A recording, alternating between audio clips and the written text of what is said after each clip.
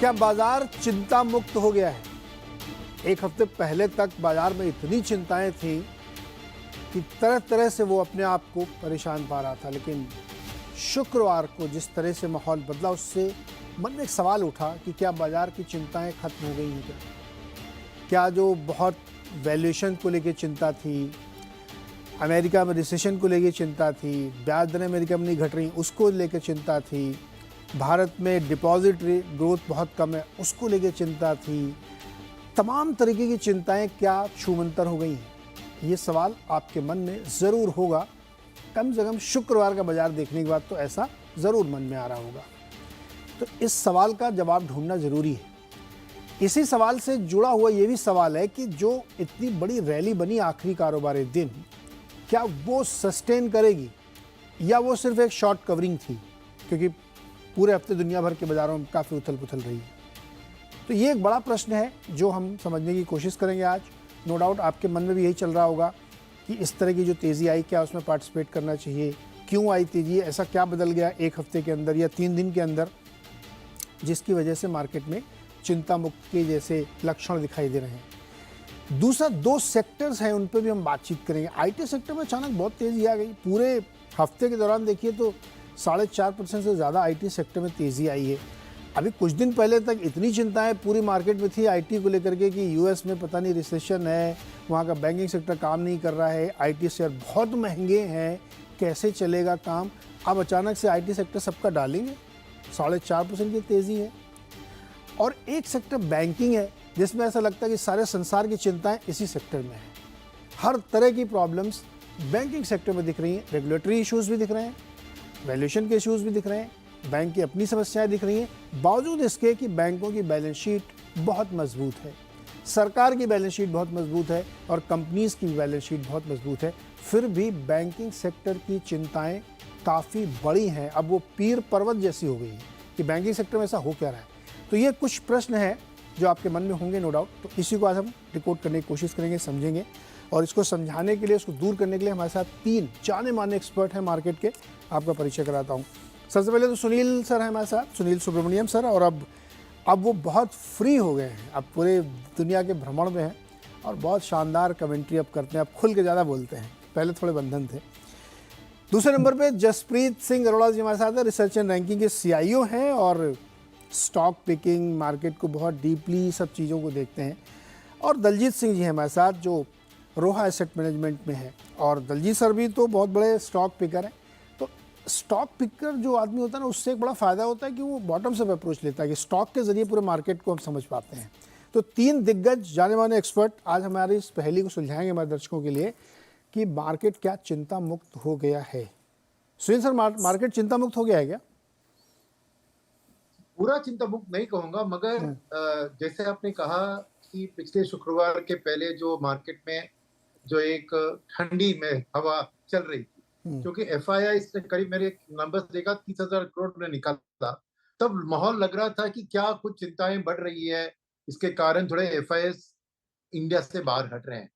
मगर इस वीकेंड में जो हिंडनबर्ग वाला रिपोर्ट आया, वो इमीडिएटली सबको एक सिचुएशन लाया कि वो रिपोर्ट इतना, मैं समझूंगा कि बेकार था, और एक रियलिटी चेक आ गई कि क्या इसके कारण जो भी गिरावट आएगी तो इसके बाद तो जरूर खरीदार का मौका, तो एक वैली बन गया था मैं मेरे ख्याल में। और इस मंडे से जैसे ही वो एक मौका सामने दिखा कि हिंडनबर्ग रिपोर्ट के कारण कुछ करेक्शन आ सकता है, तो भरपूर पैसा अंदर आने लगा।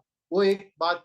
दूसरी बात थी कि यूएस के बारे में, क्योंकि येन कैरी ट्रेड का प्रॉब्लम था, आपको याद होगा। उसके बाद जापानीज रेगुलेटर ने भी रियलाइज किया कि ऐसे कुछ हरकतें, मैं नहीं कहूंगा, मगर सडनली इंटरेस्ट रेट हाइक करके मार्केट को हिलाना गलत चीज है। उन्होंने अपना सॉफ्ट कर दिया टोन को और वापस जापानीज मार्केट में रिवाइवल आ गई, तो वो एक झटके से भी बाहर निकल चुका था भारत। तो वो भी एक अननेसेसरी क्योंकि अनरिलेटेड टू इंडिया वाला करेक्शन था। दूसरी बात।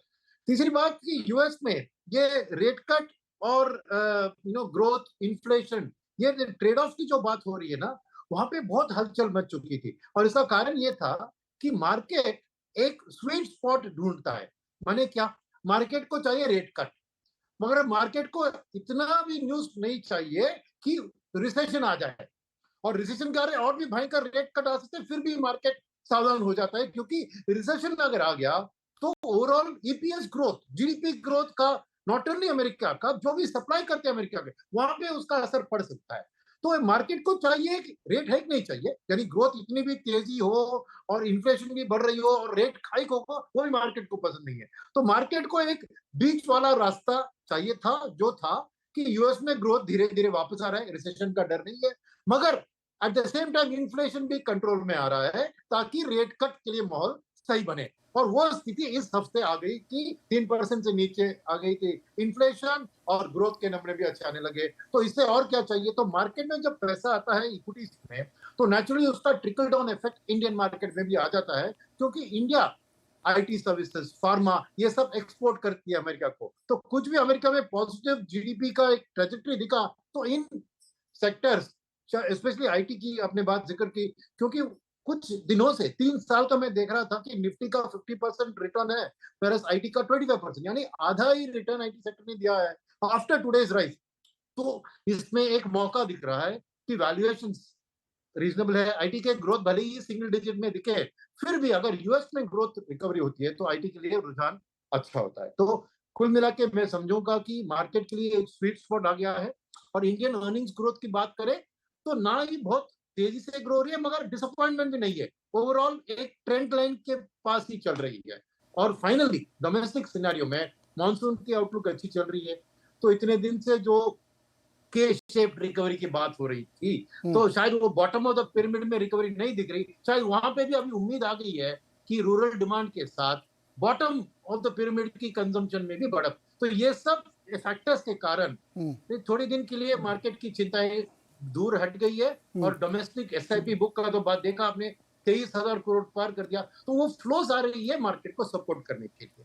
तो वही मैं कहूंगा कि थोड़े दिन के लिए शायद ये चिंताएं दूर हो चुकी है। बस थोड़े दिन के लिए चिंताएं दूर हो चुकी हैं। एक सवाल और छोटा सा आपसे सर, जब यूएस में इन्फ्लेशन नंबर आया था 3% से नीचे 2.9% आया, तो पूरी दुनिया में खुशी की लहर दौड़ गई, लेकिन अमेरिकी मार्केट नहीं चले उतना, वो पता नहीं क्या इंतजार कर रहे थे उसके बाद वो एक दिन इंतजार करने के बाद चले। ऐसा क्यों हुआ? वो खुश क्यों नहीं हुए? नहीं, खुश है ना, अमेरिकन मार्केट भी दौड़ रही है। क्या सवाल क्या था? उन्होंने एक दिन इंतजार किया कि मैं रिटेल सेल्स के भी नंबर देख लूं या थोड़ा समझ लूं, उसके बाद वो चले। बोला उसी दिन इंस्टेंट रिएक्शन नहीं आया, जबकि 3% से नीचे बहुत बड़ा एक साइकोलॉजिकल था कि नीचे आ गया उससे। तो अभी मतलब मार्केट थोड़ा सा सावधान है। नहीं, वो कारण क्या है ना कि मार्केट ने पहले 4 रेट कट को डिस्काउंट किया था सितंबर टू दिसंबर। अब ये ग्रोथ के नंबर अच्छे आने लगे, तो 4 अभी बन गया 3। इसलिए मार्केट को सितंबर में तो रेट कट जारी है, और उसके बाद और 2 ही का आज, बिकॉज ग्रोथ के नंबर थोड़ी अच्छे आ रही है, चाहे 4 रेट कट ना हो, इसलिए मार्केट में उतना उछाल और उतनी एक हैप्पीनेस नहीं दिखी जितना कि 4 रेट कट अगर आते तो बहुत खुश हो जाता। उसको लगा अगर 3 पे रहता तो ज्यादा कट आते, 50